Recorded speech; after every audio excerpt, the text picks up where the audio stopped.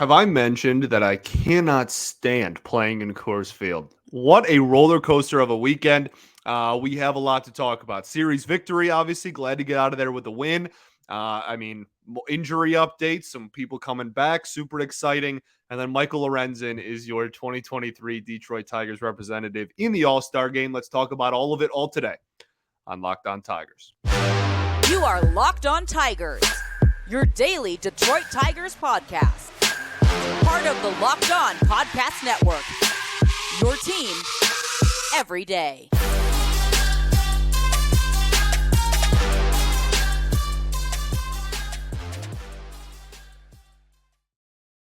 What is up, everybody? Welcome back to another edition of Locked On Tigers. I'm, of course, your host, Scott Bentley. Today is Monday, July 3rd, 2023. Thank you so much for making Locked On Tigers your first listen every single day. We are free and available wherever you get your podcasts, including YouTube, part of the Locked On Podcast Network, your team every day. Today's episode is brought to you by Ibotta. Ibotta gives you cash back on hundreds of grocery items, from produce to personal care to pantry goods, so you can make sure you're beating inflation no matter what you're purchasing. Right now, Ibotta is offering our listeners $5 just for trying Ibotta by downloading it for free, Ibotta app, and using code MLB. Alrighty, well, the Detroit Tigers take 2 of 3 from the Colorado Rockies in Colorado. I said it going into the weekend, dog. Like, I do not like playing there at all. And it's been a while, thankfully, since the Tigers have played in Coors. But from here on out, right, we got to play everybody once. That doesn't mean we're going to be in Colorado necessarily every year, but probably average out to every other year. And I can't stand it. Like, as someone who is trying to analyze the game and trying to break down the game and have these conversations with you all about whatever the moves to make, the numbers behind certain players, et cetera, it's just so frustrating to play at Coors because, like, I almost just want to throw everything out.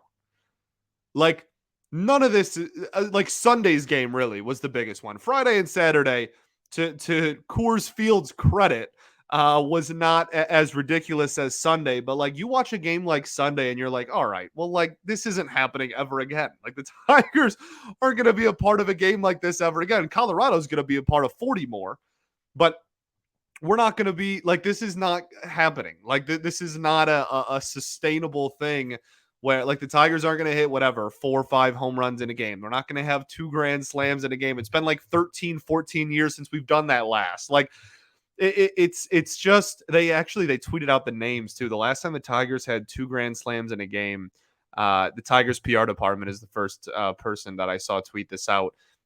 They said that it was Brandon Inge and Ryan Rayburn. So there you go. That's how long it's been since the Tigers have had a 2 grand slam game. So yeah, it's just like, it's so weird for me to, like, break down the performances of a lot of these when, I don't know, like, we'll even talk about Friday's game, like, indirectly, I believe was still influenced by the fact that they were in Coors. We'll talk about that when we get to Lorenzen's pitching performance. But I do want to start with just saying, great job getting a series win, and very important. I never expect a sweep going into Colorado. I think that, like, I don't care how good you are or how bad Colorado is. That's a very, very tall task just because it's Coors. So I'll gladly take 2 of 3. Very, very gladly. And when you look at the road trip as a whole, when you go back and look at the Texas series, a split against Texas and a series win against Colorado, I think that's best case scenario for a lot of people going into this road trip, right? If you were to lay out, what do you want to accomplish over, it was 4 games against Texas and 3 against Colorado all on the road, right? What do you want out of this 7-game road trip? I think most people would have said a split and 2 of 3 from Colorado is as good as I can hope for. And that's what they did. So props to them. They continue to find a way to keep their head above water. And they're 10 games under 500. It's really just the 9-game losing streak. Like, that's really it. You can go back to the end of April, and that's really it. And they got off to a slow start on the season too, if you want to go back that far. But Like, really, outside of a week and a half at the beginning of June, they've been a 500 or better team since the beginning of May. There's just that one really, really bad week and a half stretch there to start off last month. Last month now, it's July.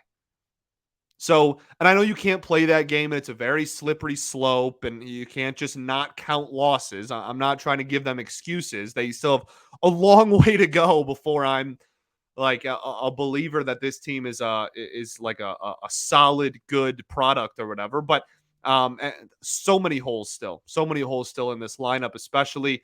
But it is exciting to think of. What are they?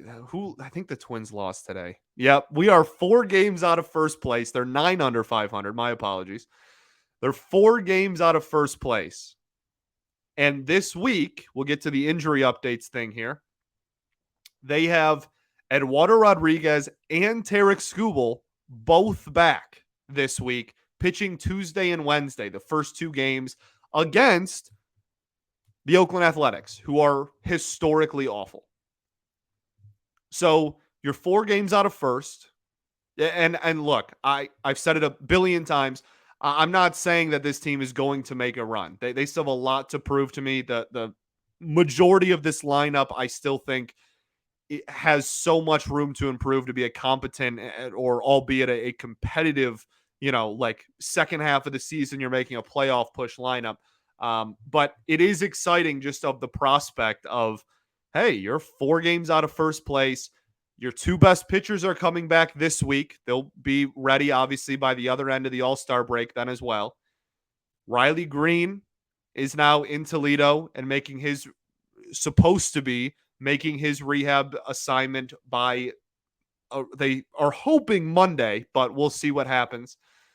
If not, shortly thereafter. And Akil Baddoo is currently playing rehab games for the Toledo Mud Hens, and his shouldn't be too long. Then you have Alex Faedo has been sent and starting his rehab assignment in AAA. He just got reassigned to AAA on Sunday. And Bo Brisky, as a pure reliever, has been pitching for Toledo. His velocity's up because he hasn't been given a lot of innings, and he's just been kind of a pure reliever role. So the reinforcements are coming. This on the other half of the All-Star break, you could legitimately have all of those dudes I just mentioned back. And you're only 4 games out. I know it's smart kid in a dumb class or whatever, but I don't care. Gone through a lot of losing. I really don't care. Make the second half of the season fun. The fans in this city deserve it immensely. Okay?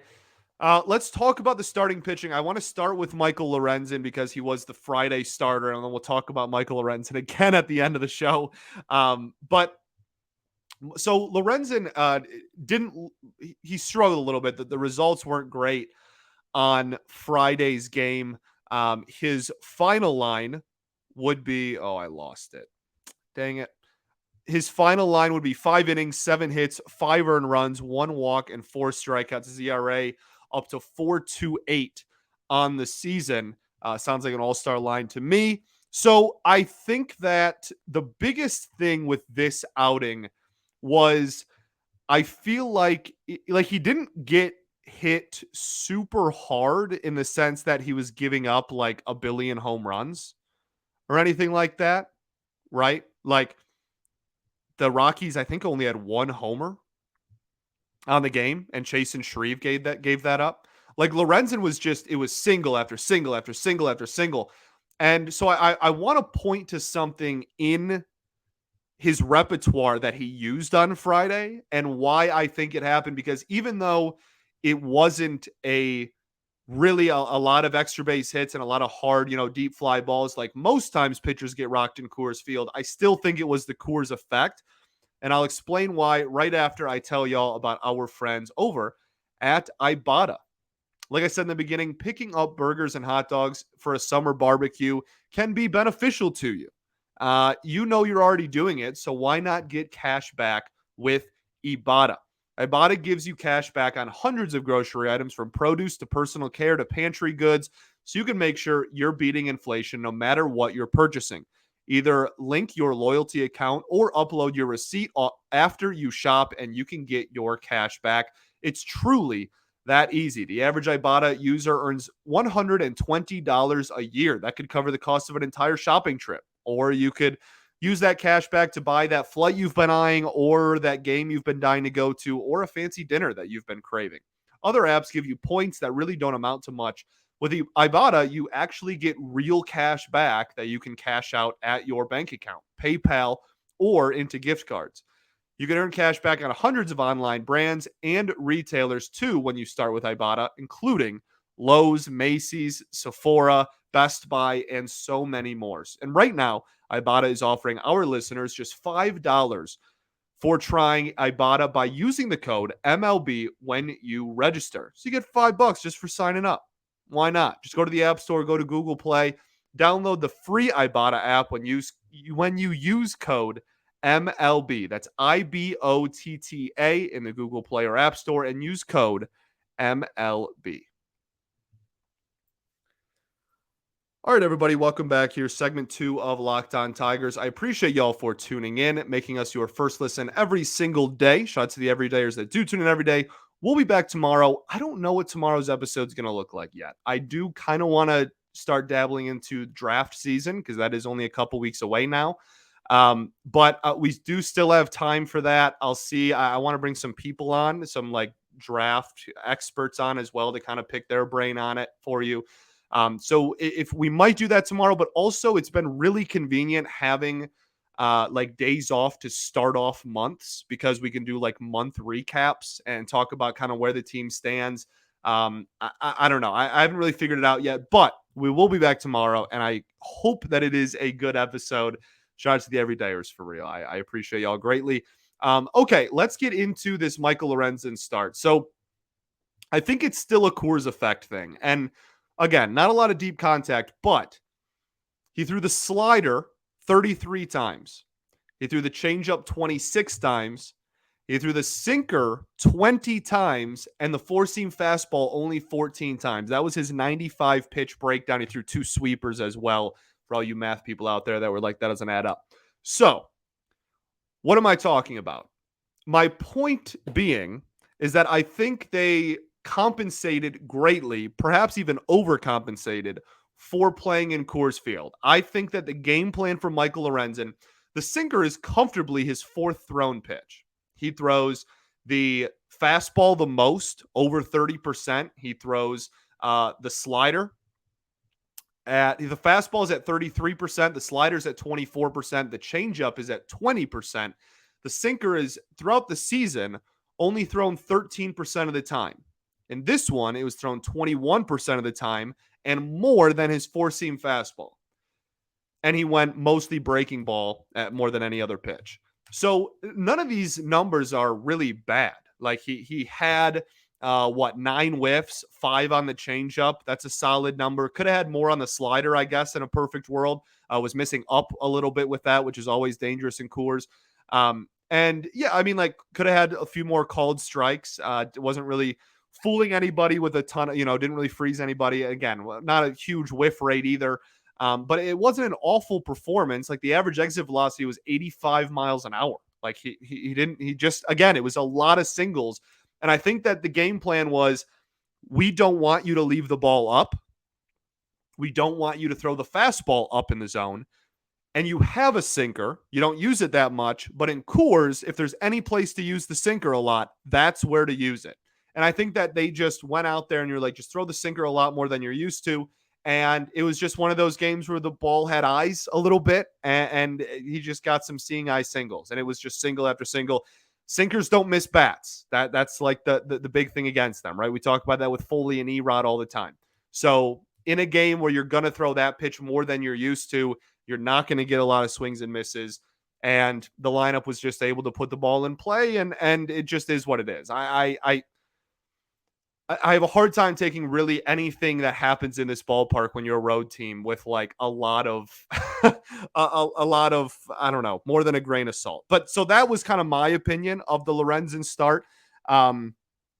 Shreve gives up a homer. That's a couple of bad outings in a row for him. He was really good from May 1st up until like 2 or 3 outings ago. And then now he's kind of reverted back to giving up a lot of hard contact. Mason Englert going over 2 innings and not giving up a home run in Coors Field is something I did not have on my bingo card. So great job for him on Friday. Then Saturday was a bullpen day. We'll talk about that a little bit after this. Let's talk about Matt Manning, then we'll get into kind of the pen throughout the weekend. So Matt Manning starts Sunday's game. Really, the biggest thing continues to be this is only his second start back from the IL. Just how consistently can he locate his pitches? He didn't have any. I don't think he had any walks in this ball game. I'll get the final lineup here in a second. I got to jump from box score to box score here. His final line would be 5 innings, 5 hits, 4 earned runs, no walks, and 4 strikeouts. So it wasn't like he had, like this where he was just all over the place for entire at bats. It was just like pitch to pitch. You had no clue what you were going to get. He went out there and he would go down 3-1 and then pound the zone the next 2 pitches, and the ball would get put in play. Got hit decently hard at times, gave up some hard contact for sure, but no home runs against for him either. In a game on Sunday, especially that had a lot of home runs given up between both teams. So yeah, like this was really, he wasn't fooling anybody. He ended with 9 whiffs, but I think in the first like inning and a half, he had like 30 or 40 pitches and not a single swing and a miss. So again, he picked that up eventually, but really the biggest thing for me, he only threw really 2 pitches. And I know you're kind of afraid to throw the curveball in Coors Field. He only threw 5 changeups all game. An overlying theme throughout his entire professional career, dating back to 2016 when he was in the first round, was can he develop a third pitch? And in this game, he really only threw 2 pitches. And everybody could tell the difference between them pretty clearly. It wasn't really fooling too many people with it. 4 Ks in 5 innings, not a disaster, but very, very high pitch count. Got the win. 4 earned runs. I mean, not the worst outing ever, especially again, given where they were. But yeah, I don't have too much of an issue with it. I don't have too much else to say on it either. It really comes back to consistently finding the strike zone with his fastball. That will forever be the biggest thing standing between Matt Manning and a good start every single time he takes the bump. If the fastball is located good, I have a lot of faith that it's going to be a pretty darn good outing. He has one of the best fastballs in baseball last year. Legitimately. We talked about it a lot in the offseason. One of the best run values on a 4-seam fastball in the entire sport. But just very inconsistent with the command. And again, it's only his second start back. He'll have 1 more before the All-Star break. So hopefully he can kind of get his legs under him there. But hoping for in the second half, Manning takes a pretty big step forward. That would be my hope. Okay, let's talk about the bullpen. Another bullpen day, obviously, as we said on Saturday, and they continue to win bullpen days. It's remarkable to me, and we've said it before. I think AJ Hinch loves bullpen days. I think that he does really well with them. I think that the way he just is such a good bullpen manager that I think he can really play into his specialty as a manager. With those, and especially with a lineup that no matter where they're playing is not very good in the Rockies lineup, he was able to do really well. Brennan White started this game 1 1/3, 1 hit, 1 walk, 1 K, no runs. Zach Logue, 3 1/3, 1 hit, no runs, 1 walk, 2 Ks. I thought the stuff was actually pretty good for Logue on Saturday. I will say that I'm gonna. Well, unfortunately, I do believe this will be his only appearance as a Tiger. I think when, at least in this stint, I guess I should say, who knows what happens in the second half of the year. But I think when Erod and Scooble come back, he will be one of the casualties of those moves. But if it is his only outing as a Tiger, hats off, brother, because very, very pitched really well. I mean, his stuff legitimately played, I thought. Jose Cisnero, 1 1/3, 1 run against. And then Tyler Holton, another shutout inning. ERA back down to 2.06. Jason Foley does Jason Foley things, 1 inning of shutout ball. And then Alex Lang goes 2 innings, 0 earned runs, 1 walk, 2 strikeouts. ERA down to 3.89 again. Does give up the Manfred runner there in the second, but a 2-inning save in Coors. Very, very nice to see. Did have the 1 walk, but as a whole, I was much more impressed with this outing. than his last several. So that was Saturday. And really throughout the entire weekend, the bullpen was pretty solid until Sunday. And I don't want to just keep using it as a cop out, but like it's so difficult for me to take any of these numbers like with a lot of weight. Um, Brennan White missed a couple of spots, very much so. He also got absolutely screwed thanks to some horrific defense by the Detroit Tigers in this game, which we'll talk about after the break here. Um, but like, I don't know, like outside of the Tyler Alexander home run, I thought the bullpen did pretty well all weekend. And that was really the only blemish.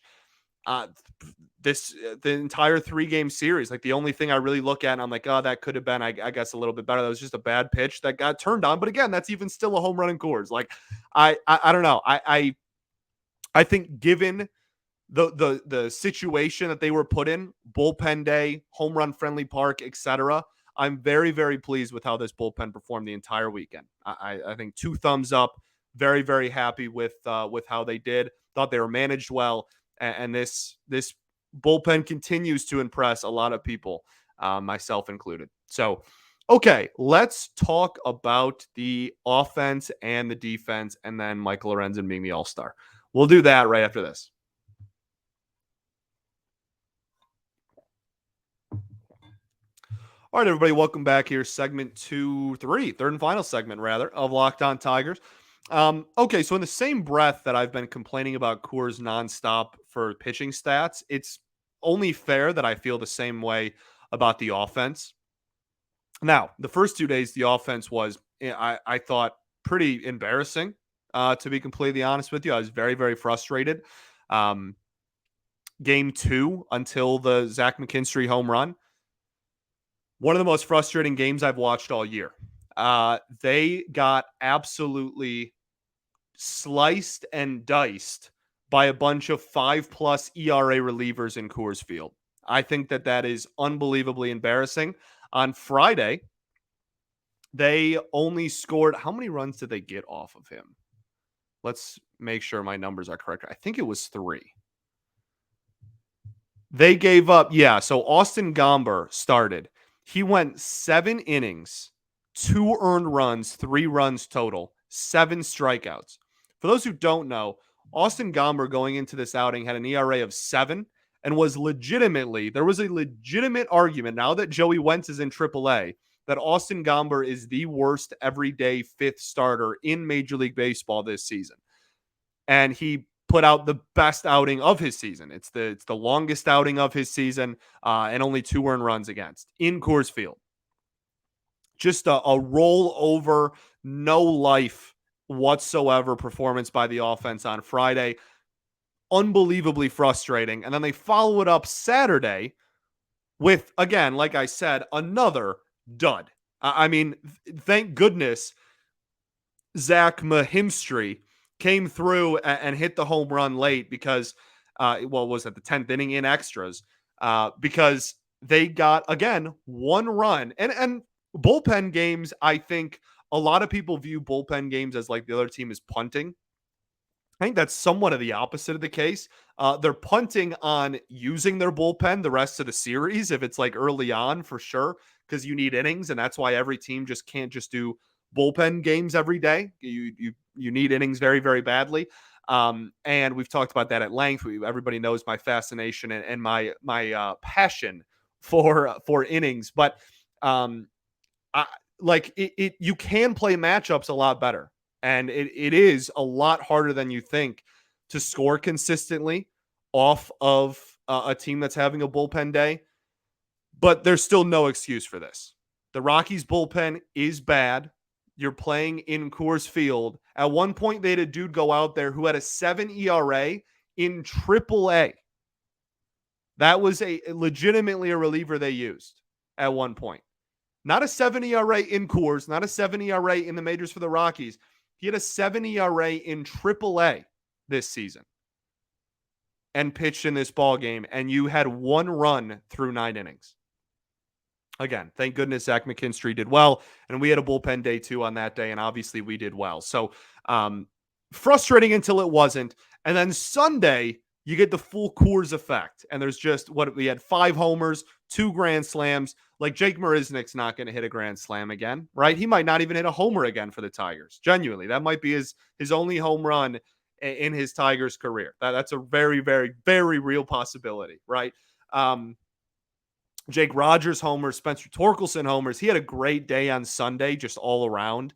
All of his at bats were good, drawing walks, hitting the ball hard, double down the line, homer, etc. He looked really, really good. And this is now since the start of the Rangers series.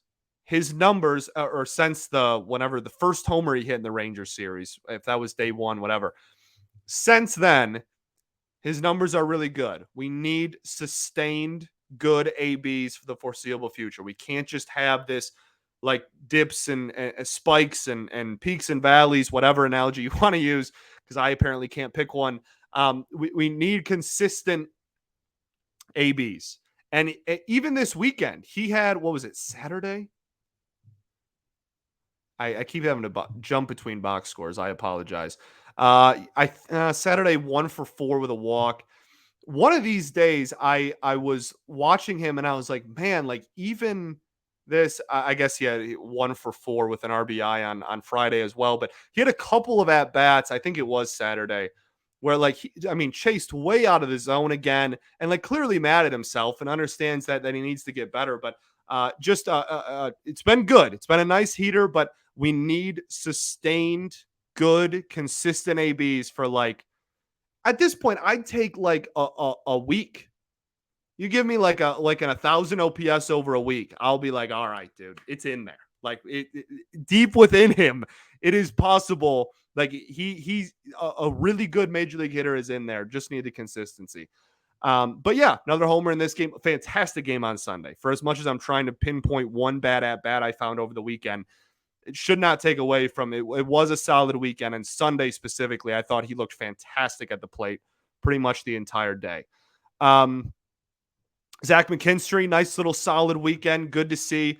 Still the same holes. Even the balls that he was hitting just weren't in those bad areas. So, like, nothing really changed on my analysis there. Matt Vierling, really solid weekend. 747 OPS for Matt Vierling. Oh, actually, I think it might have gone up. I think I'm looking at what it was on Friday. McKinstry, 716 OPS. Torkelson, up to a 716 OPS. Javi Baez, 693 OPS. We almost have a whole top 3 of an OPS over 700. My goodness, I never thought I'd see the day. What a low bar, but he had the grand slam. And everybody, anytime Javi does anything, everybody freaks out. Like it was a slider low and in. All season, he's crushed sliders low and in. So no one throws him sliders low and in. It was a mistake pitch. They were trying to get it outside. They missed. He still went 1 for 5 with 2 Ks. It was his only hit. Like, he's still the same guy. It's nothing changed. Like, it's not like, oh, he had a grand slam. Maybe it's like turning a corner. Like, no, the only pitch he's been crushing all year, he continued to crunch. Like, I don't know what to tell you. Kerry Carpenter, really solid weekend as well. Very, very solid Sunday. Got some ABs against lefties as well. Went opposite way with a homer on Sunday. Vierling, 275 average, 763 OPS for Matt Vierling. Heck yeah. Tyler Nevin, 0 for 3, 128 average. His OPS is now officially under 400. He got pulled from the game on Sunday. He went 0 for and made an error. I'm sure that when these guys start coming back and getting healthy again, he will not make it, right? He's going to be one of the first guys that's sent down. But just the principle of him over Meadows just still bothers me immensely. Jake Rogers, 203 average. Jake Rogers has a batting average over 200. 777 OPS. He has the second highest OPS on the team. So I don't really care about his batting average. Every hit is an extra base hit, and he walks a boatload, and he is so valuable behind the plate, I can't even put into words. And then, obviously, Marisnick hits the grand slam. Look at that. Good ball game. Okay, I want to talk about the defense, and then we'll do a little bit of Michael Lorenzen talk. So Defensively, Sunday was a train wreck. I was so upset. I infuriated would honestly be a great way to describe it. This team, it's mind-boggling how they refuse to watch the trail runner. Like, refuse. I'm not sure I've ever seen anything like it. It's like they don't even know it exists. They don't even know the trail runner is a thing. It drove me up a wall on Sunday because they did it like 3 times. Stop throwing the ball from the outfield to the base where the lead runner is if you have no chance of getting him out. Stop. Throw it to second or hit the cutoff man for the love of everything. My heart can't take it. It'd be one thing if it happened like once or twice in April. It's like, oh, start of the season, this is dumb and frustrating, and you're a major leaguer and you should know better. And I'm still very upset with you, but like, we'll see, adjustments will be made, whatever. No, it's consistently been a thing all year. If you listen to the show every day, A, I love you. B, I've been talking about this probably once every 2 weeks, certainly more than once a month. For this entire season, this comes up all the time. Matt Vierling did it. Kerry Carpenter did it. He's going to be a DH long term. I'm sorry. Again, like I said this last time, he proved everybody wrong at the plate. I'm sure he's like an athlete. He is athletic. I think he has the ability somewhere in there. But right now, it's really hard to justify having him play any defense. He is I'm not even borderline. He's just straight up been a liability out there defensively. Should still be in the lineup every day though. It's one of those things where I can't believe it keeps happening. Matt Vierling makes a great diving catch. A play later, throws to third. Lets Harold Castro basically walk to second base. Why? I have no clue. It wasn't even close of a play at third. Then Kerry Carpenter, I think, throws home on a play. Zero chance of getting him. Like negative chance, if that was a thing. There was no reality in which he was going to get out. Runner advances to second. They've been doing it all season long. Every outfielder, too. It's not just Carpenter. Matt Vierling is I believe is a plus defender when he's at the corners and not in center. Riley Green's done it a couple of times. I got on his case about it. Whoever is in charge in this coaching staff of helping the outfield defense needs to answer some questions publicly. Okay, I'm being very dramatic, but it's very frustrating to me. And it costs you 90 feet, and you are not a good enough baseball team to continue to let the other team get an extra 90. You can't. You know how huge that is? You only have to go 90 feet 4 times to score a run. You can't just give 90 away this consistently, dog. You can't. Oh my gosh. It's the stuff like that that just drives me nuts. Oh, I didn't expect the most upset I was about this entire thing to be about. I kind of did, actually. It really drove me just wild. So please make an adjustment. I don't want to keep talking about this. You're major leaguers. Hit the cutoff. Don't be a superhero. Just throw it to the cutoff, man. Golly. Okay. And then other defensively, very quickly, Javi Baez. Say what you will about his offense. I just talked about it. So it's a long way to go until he's looked at more fondly in the entire fan base. But there's no denying he is still a premier defensive shortstop in this league. He is one of the best defensive shortstops in baseball this year. I believe he was, last time I looked, he was in the 98th or maybe even 99th percentile in outs above average.